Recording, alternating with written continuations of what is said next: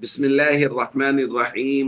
عن أبي هريرة رضي الله تعالى عنه قال رسول الله صلى الله تعالى عليه وسلم: ما أسفل من الكعبين من الإزار ففي النار.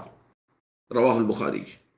نبی کریم صلی اللہ علیہ وسلم نے ارشاد فرمایا، باندھنے والی چادر کا جو حصہ ٹخنوں سے نیچے لٹکا ہو وہ جہنم میں ہوگا، یعنی وہ شلوار یا ازار جو ٹخنوں سے نیچے لٹک رہی ہے، تو جتنا بدن کا حصہ وہ نیچے لٹک رہی ہے وہ سارے کا سارا بدن کا حصہ جہنم میں جلے گا۔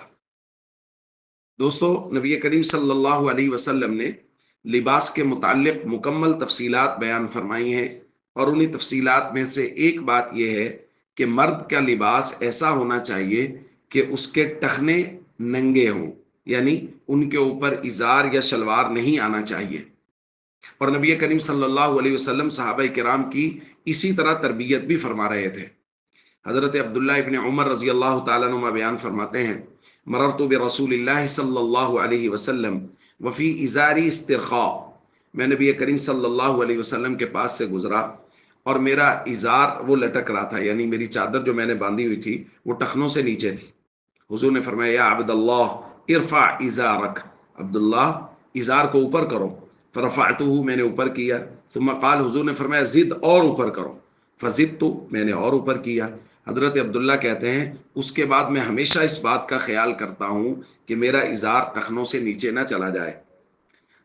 حضرت عبداللہ ابن عمر کے شاگردوں نے پوچھا کہ کہاں تک حضور نے، الا اینا، کہاں تک حضور نے کہا کہ اوپر کرو؟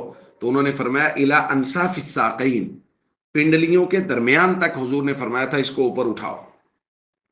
تو دوستو، نبی کریم صلی اللہ علیہ وسلم کی تعلیمات جو لباس کے متعلق ہیں، ان میں مردوں کے لیے یہ شدید ہدایت ہے کہ مرد اپنے ازار یا شلوار کا خیال کریں کہ وہ ٹخنوں سے نیچے نہ جائے، کیونکہ نبی کریم صلی اللہ علیہ وسلم نے اس کے متعلق سخت وعید بیان فرمائی ہے کہ جو شلوار یا ازار کا حصہ ٹخنوں سے نیچے لٹک رہا ہوگا تو بدن کا وہ حصہ جہنم میں جلے گا۔